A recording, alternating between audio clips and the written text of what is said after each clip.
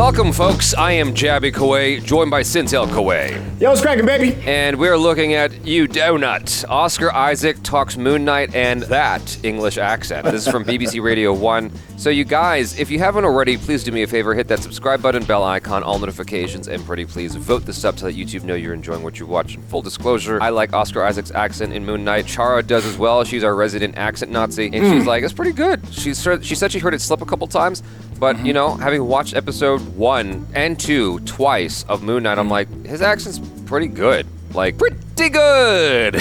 Yeah, I know the internet has had their fair share of poking fun. Yeah, a little bit. I do remember that. Pretty good. I wish I had an ear for accents like everybody else does. So I saw the ballyhoo and I was like, oh, I'll have to take your word for it. Maybe he'll justify it. Here we go. Donut. You donut. So Oscar, you're Moon Knight. Yes. And a couple of other people. How the heck did that happen? Well, I need to download that song. Kid Cudi. That's dope. Kevin Feige got in contact and told me about Moon Knight, and I said, who? And he said, Moon Knight, the comic book character. And I had to do a little bit of digging, a little Googling onto that, because I'd never heard of him before. And I saw that it's kind of a mess, since 1975. It's been all sorts of different things, It's he's quite a mutable character.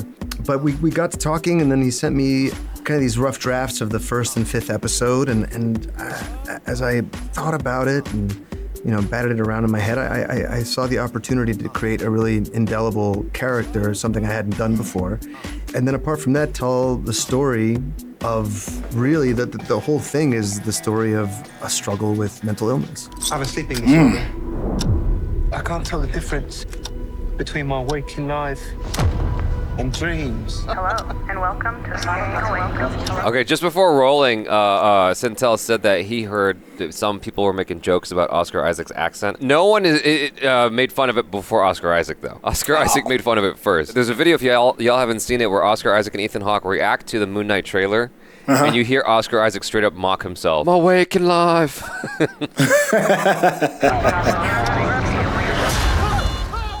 Absolutely, and it's cool. Yeah, and using the symbolism and the iconography of ancient Egypt and the superhero genre. I imagine on the phone call you said, look, I'm interested. You're saying Egypt.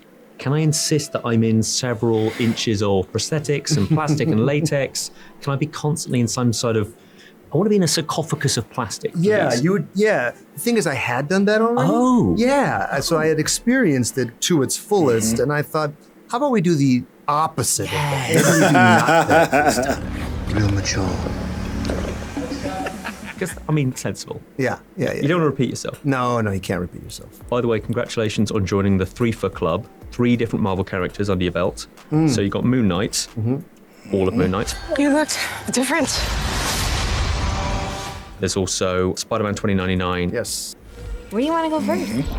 Let's start at the beginning. Oh, I forgot about that. Yeah. Earth 67. And Apocalypse. Let's name the name. I've been called many names over many lifetimes. I am born of death.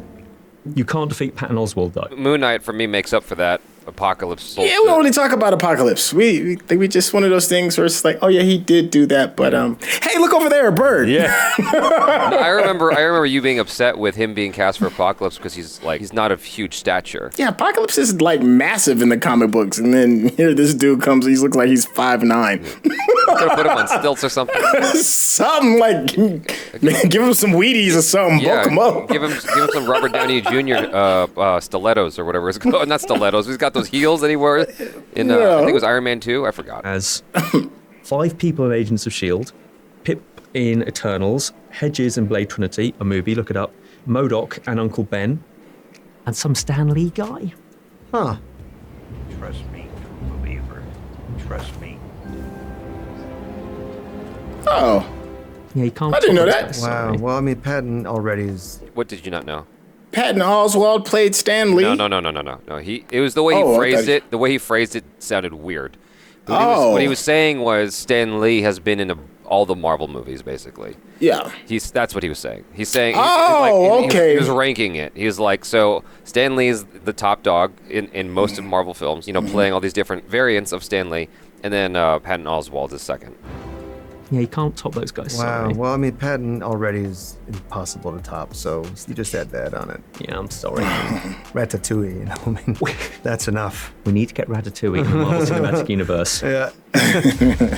You're bloody useless, Stevie. Stephen. So as a Brit, I am suspicious of something, and we're not going to talk about the voice just yet. That's not what I'm bringing up. As a Brit, I am suspicious about how many days you spent in this 8-month shoot in jolly old England. 0. Oh. That's a bit of a brain bender because it's set. Funny that, huh?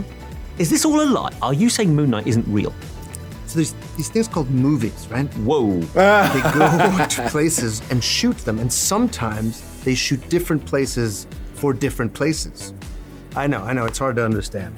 But this is one of those instances where we were in a different country, pretending we were in other parts of the world. And you're saying that English accent you do isn't your natural accent? English accent?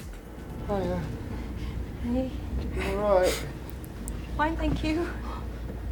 Just lost my contact lens. Hope you find it. Yeah, there's a slight London twang. Is there? Maybe it's a rhythmic thing, or maybe it's more of a. Yeah. I tell you what, it was really fun to hear you, a Marvel character, say the word ends. That just made my day. Did it make it? And your character being called a donut. A couple times. Yep. You donut. And you could hear that it was spelt correctly. And that's what I really like. I just want to double check a couple of other London slang words, just in case you're across them. Fam. Yeah. Are you familiar with fam? Yeah. It's my crew. Yep. Yeah. It's like man down, so like bruv. Yeah. How about gassed? What if you're gassed? Tired? No. Gassed is being really excited. Oh, really excited. Oh, I'm really, like chuffed. Oh. Chuffed? Yeah. What are your garms? Your clothes. Yeah. Garments. Yeah. And this is almost a trick question, but what happens when someone says allow it? That's fine. No, what is it? It's the opposite. Because this is London, and why be simple? That's right. It's the opposite. Like, no. Like, stop that. Stop that. Particularly if it's just allow it. Okay. That Good. means- That's a good one. Good. Allow it means not to allow it.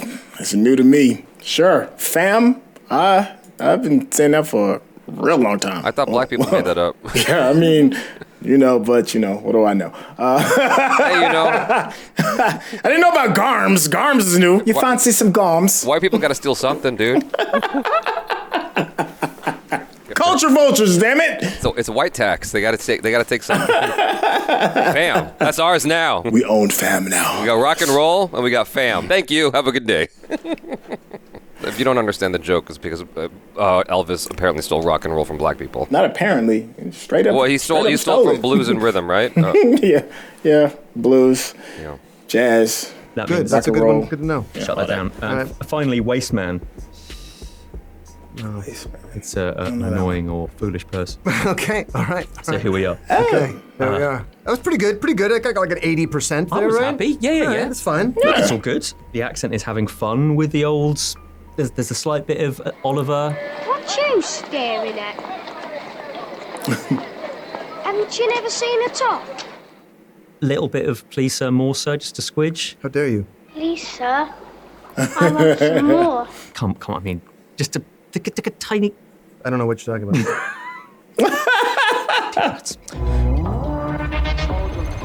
Yeah. I mean, all of my knowledge when it comes to accents either comes from Oliver or Guy Ritchie films. Oh my God, you're alive. What's wrong with you, Mark? Why did you call me Mark? I was already excited when I heard you were involved, and then I wonder how Oscar Isaac was feeling genuinely in this interview. Because, whenever people do these press junkets, they're talking to, so many people. So many different reporters. And it's you got another guy coming in, probably, the umpteenth time asking about his accent. He's like, okay, I gotta be nice. I have to play along with this, even though I don't want to, and I want to kill the guy, Moon Knight style. I just wanted this to stop. It's the hard part to me about making a movie isn't the acting. It's the press junkets. Right. And that's the real acting that comes involved, where that's like real hardcore theater training coming into play, because you're not putting on, one show a night. You're putting on 20 shows in a day. Yeah. Yeah. Or more. Did you ever see like some of the clips of Chadwick Boseman like right after Black Panther? And he's just, he looks exhausted because as we find out later on that he was ill at the time. Yeah. But there's also an exhausted of just the questionings, and every single time he had to, do the Black Panther thing. And there's gets to a point where he's just like, yeah, T'Challa, whatever. Yeah. It's like the most uninspired Wakandan salute ever. It's because of what you're saying, because he's just going to so many of these press junkets over and over and over again. When Oscar Isaac's like, how dare you and whatnot, I'm like, I wonder if this is like his 20th one today. He's just tired of it. He might even be a little bit self-conscious about it, because he knows how hard that accent is to get right and make it sound authentic. Americans have a really tough time with the stiff upper lip that English people speak with. In order to accomplish that accent, because we screw up because our mouths have a lot more going on than, I guess it's the easiest way to put it, than English people do. Okay. Because they keep stiff upper lip is the thing. Oh, I didn't know that. Yeah. But I give a crap accent. One of my favorite things is when you and I have a mutual friend, and I've said this before, but this mutual friend, for whatever reason, loves doing an English accent all the time. And whenever that person does it in front of Achara, I can vicariously feel Achara's cringe. Like, I can see Achara's body stiffen up, and she smiles and just like, stop doing that. You are embarrassing all of us. Yeah, just like a swipe. She's like just a twitch in her eye. Oh, that's funny. That Mohammed was involved. And then Mr. Slater, I was like, okay, I'm in. And then I read that Justin Benson and Aaron Moorhead were doing a couple of episodes, the guys that gave us The Endless. Right. The Synchronicity. How have you gathered together this dream team? Feige, man. Kevin Feige. It is the mind of Kevin. Exactly. For me, that was a huge part of it, too, is that when he said Mohammed Diab's doing it, and I saw his films that were highly political and just character-driven as well, and that he was doing this. And then after I had these conversations with him about how he wanted to talk about Egypt and Cairo in the most authentic way yet in Western entertainment, I was really excited. And the way that he wanted to shape the story, Jeremy Slater and the writing team really cracked the structure of it for us. Because, like I said, the comics, it's like, where do you even begin? Yeah. And the fact that team really figured out how to break those episodes, and then we inherited that and then just ran with it, and it was great. I judge you in Amit's name, with but a fraction of her power.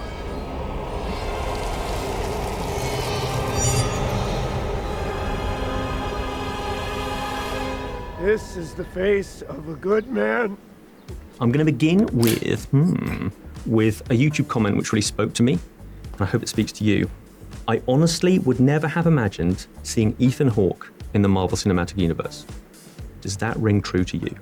The way my brain works, I don't really think about it as producing something. You just go, is it good?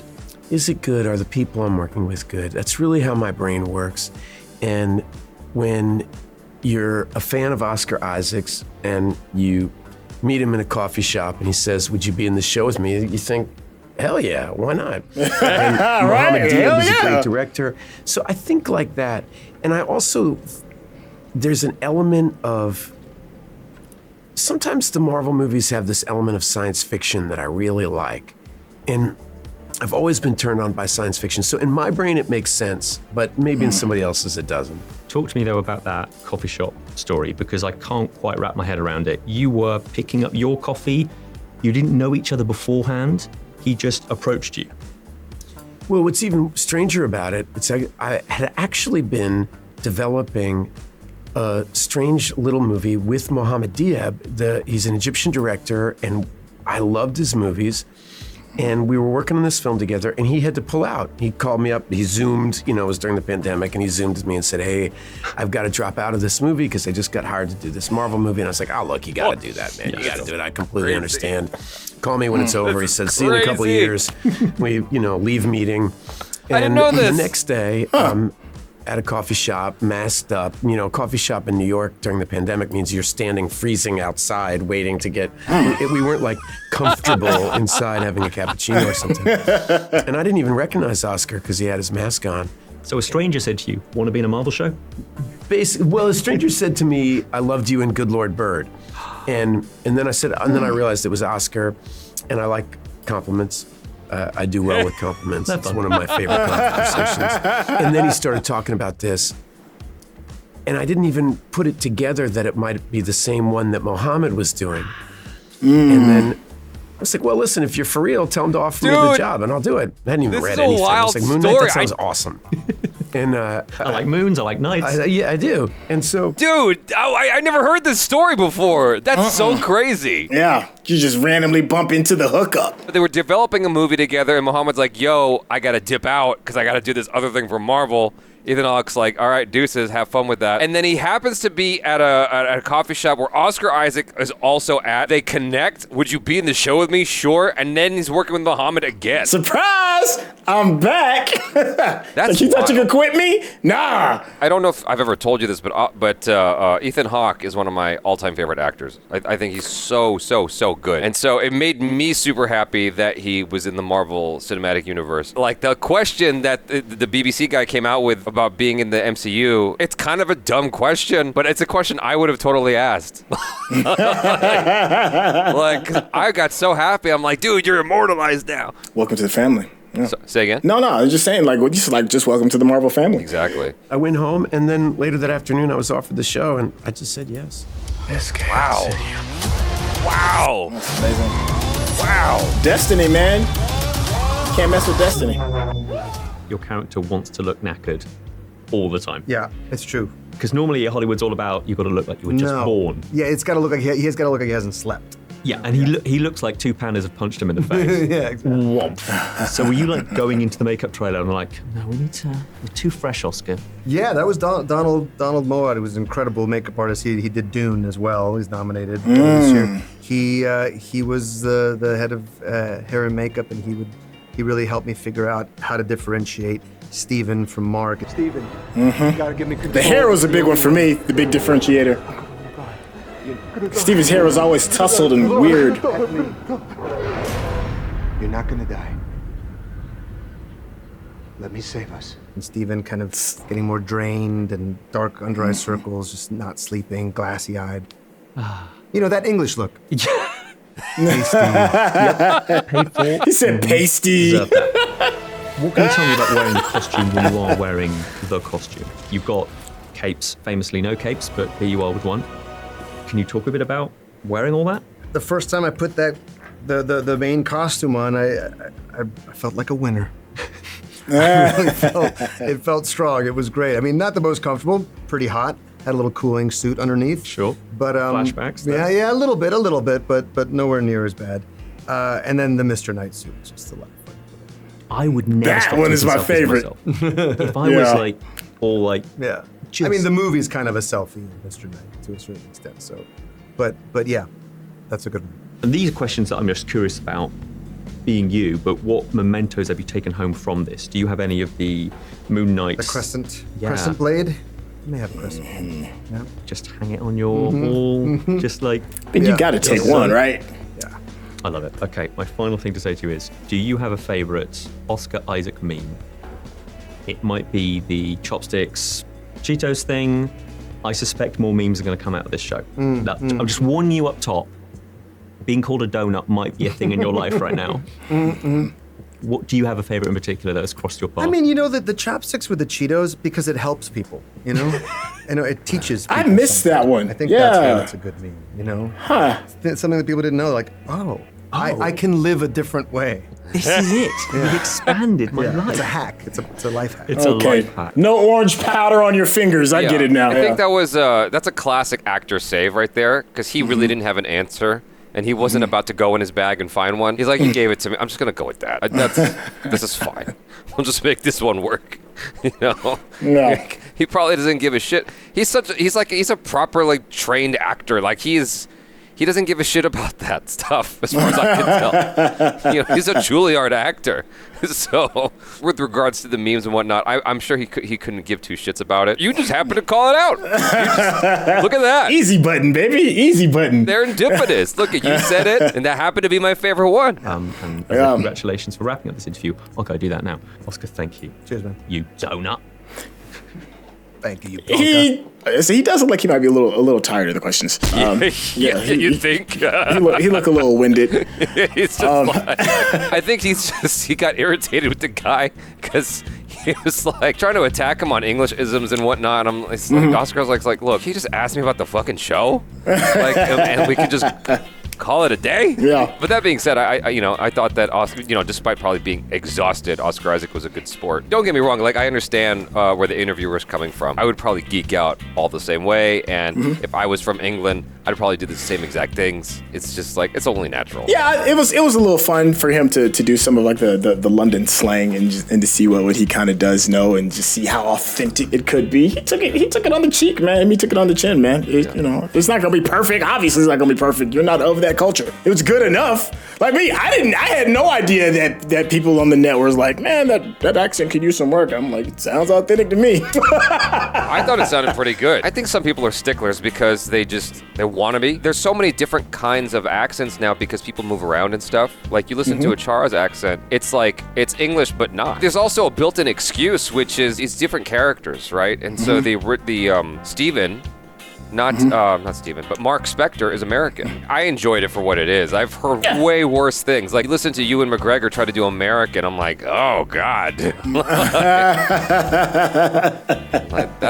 Or even Gerard Butler trying to do American. I'm like, whoa. It's like, no, we can still tell you're not from here. I think it was interesting how they had like a brief conversation regarding like the show's writers and the directors with Mohamed Diab. I'm really excited about that, too, because, during one of the reveals of episode 2, if you haven't already seen it, this isn't a huge spoiler, but there's a reveal of them being at a different location, and we have said on multiple times, especially when you're dealing with American cinema, there's always like this weird filter, right, to let you know you're like in a different country, and it's almost to the point where it seems a little not culturally sensitive, like you see pictures of Mexico, it's always like orange and red, this weird tint or whatever it is, but in this particular project, when you do get a chance to see this other country at the end of the movie, that filter wasn't there. And one of the first things I had thought about was the conversation that me and you had. And I was like, you can definitely tell this isn't an American-born director, because I promise you, had it been somebody that is not 100% here, that I'm in a different country, filter would have been there. Yeah. So I was like, okay, thank you.